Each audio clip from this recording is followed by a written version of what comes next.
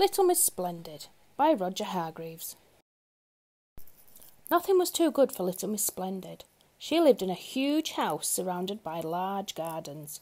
She slept in an enormous bed with silk sheets and silk pillowcases. She bathed in a gold bath. She dined off silver plates. Oh, she was splendid. At least, she thought so. Little Miss Splendid thought a lot of herself. In fact, she thought about little else. One day, while taking a stroll around her gardens, Little Miss Splendid came upon a small door in one of the walls. She had never noticed it before. "I wonder what's through here," she thought, and opening the door, she stepped through. She found herself on a road. Along came Mr. Small out for a short walk. "Good morning," he remarked politely, raising his hat. Little Miss Splendid stuck her nose even higher in the air and walked past him as if he wasn't there. "What a common little man," she thought to herself. She came to a bus stop. Mr. Happy and Mr. Daydream were waiting for a bus into town. "Hello," grinned Mr. Happy. "Who are you?" "I," she replied. "I'm Splendid." "Oh," said Mr. Happy. "Are you going to catch the bus?" asked Mr. Daydream. "Me?" she said. "The bus? Never." "I," she went on, "have never ever in the whole of my life travelled on a bus." An expression of distaste crossed her face. "You have to sit next to people on buses," she went on. "That would never do." "Oh," said Mr. Happy and scratched his head. He couldn't think of anything to say. Miss Splendid walked off with her nose very high in the air. Miss Splendid arrived in town. She looked at herself in all the shop windows as she walked down the street. "I must say," she thought to herself, "I do look absolutely splendid." And then something caught her eye. There, in the middle of a window of the hat shop, was a hat. Not just a hat and a half. The most magnificent, sumptuous, desirable, gorgeous, spectacular, amazing, splendid hat you've ever seen. Miss Splendid marched into the shop. She snapped her fingers and a saleslady hurried to her side. "Good morning, madam," the lady said. Miss Splendid ignored her. "Can I help you?"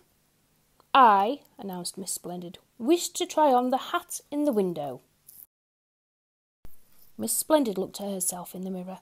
"Magnificent," she breathed. "I look absolutely magnificent. I'll take it," she announced. "But you want to know how much it costs?" asked the saleslady. "Costs?" queried Miss Splendid loftily. "I never discuss money matters. Send me the bill." And she marched out of the shop. Little Miss Splendid stood on the pavement and held up her hand. "Taxi!" she announced in a loud, important voice. A taxi stopped. "Take me home," she ordered, and went to get in, but of course she couldn't. Her new hat was much too large to fit through the taxi door. "Driver," she said, "you should purchase yourself a larger taxi. In the meantime," she went on, "I shall walk." The taxi driver grinned. Little Miss Splendid walked along. "Perhaps it's better to walk," she thought to herself, "so that everyone has the chance to admire my magnificent new hat." But then it happened. It started to rain. And the trouble was, the more it started to rain, the more it rained. And the trouble was, the more it rained, the more Miss Splendid got wet. And the trouble was, the wetter she got, the wetter her hat got. What a sorry sight. Don't you agree? The bus, on its return journey from town, passed her. Mr. Happy and Mr. Daydream, on their way home and sitting in the dry, looked out of the window. "I say," remarked Mr. Happy, looking out at the bedraggled figure trudging along in the wet. "What a splendid sight!" Mr. Daydream giggled. "Splendid," he agreed.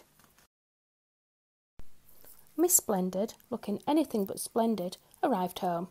However, after a hot bath in her gold bath, and after a boiled egg in a gold egg cup, eaten with a silver spoon, she felt much better. In fact, later on she spent an extremely pleasant evening looking at, well, what do you think she spent all evening looking at? No, not television. Herself, in the mirror.